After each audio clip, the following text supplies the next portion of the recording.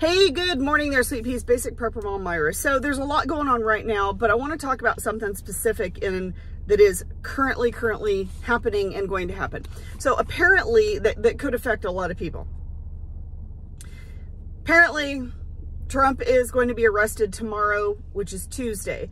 Now, when and if he does, that's going to cause some issues. I don't want this to be political, but I'm just going to go into it. I know there's going to be a lot of anti-Trump people that are just going to be like praising, like, woo, he's arrested when they see him in handcuffs. I'm sure that there will be somewhere that, you know, someone will take a picture, photo, video, whatever, that will show him in handcuffs. If and when this happens. And I say if this happens because there's a lot that can happen in 24 hours, especially right now. We never know what we're going to wake up to, right? And I'm just going to put it out there and say that this is a completely fabricated charge. It's like, who cares? Honestly, I don't care. I did not vote for the man for his personal life and for what he does behind the scene. I don't care. I don't care. I honestly don't care. What I care about is the fact that I pay less at the grocery store to feed my family. I pay less at the pumps to fuel my vehicle, that I pay less in taxes, that there's more jobs being created here in the United States, and that someone is actually putting America first, not taken from his slogan, but literally putting the United States first and the people of the United States. I don't care what he does in his personal life. I honestly don't. Really don't care. Now, if his personal life, if he's doing things in his personal life that actually affect his ability to run the country and make choices and decisions that are in the best interest of the American people, yeah, then if he's a big time drug addict and his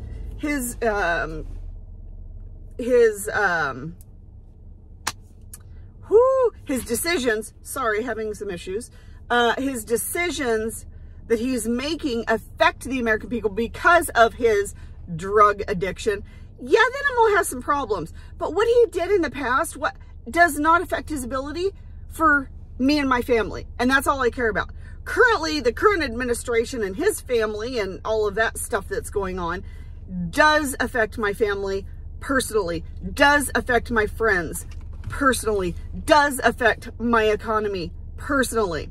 So I got an issue with that. I don't care who the names are. I honestly care. If somebody else can come in and do positive things and run things correctly, then I don't care what side they're on. I don't care who they are. As long as my family is taken care of, that's all I care about. As long as my neighbors are taken care of, that's all I care about. As long as the American people are put first, finally, again, that's all I care about. I don't care about what they did. I honestly could give a fat rat's booty. There we go. Doesn't matter to me what side, doesn't matter who they are. I don't care. If it's someone that can help the economy and help the American people, that's all I care about. And the current administration is not doing that. They're actually doing quite the opposite of that. But, so, back to my little rant here. So if this happens, if and when this happens, I had heard that he is calling for, if he does get arrested, he's calling for protest. I have not seen, I only saw a little blip that says, Trump to be arrested calling for protest. That's literally the headline that I saw. I didn't look at the story. I didn't hear him say it. I don't know if that's true or not. It could be. Okay, well, whatever. Do I think there's going to be protest associated with the pro-Trump people really pissed off that he got arrested? No, I don't. What I do see happening is the anti-Trump people coming in and doing celebration protest. That's what I see. Okay? I definitely see a lot of chaos. Anyway, so how do we prepare for that? No matter what the situation, no matter who's involved, no matter what goes down, how do we prepare for it? Well, I really think that security is a big issue right now. And as much as you need to, yes, keep stocking up food, medication water, you definitely need to be looking at security and securing your place.